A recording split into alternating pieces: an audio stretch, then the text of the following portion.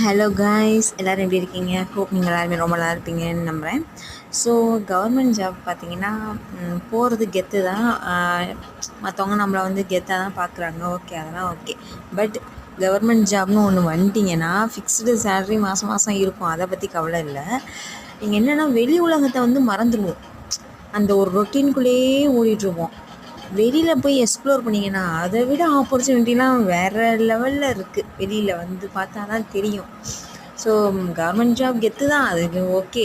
Not only கெத்து but also கொஞ்சம் bore தான். ஓகே, நான் வந்து பெருமையாக சொல்லலை. I am talking about reality.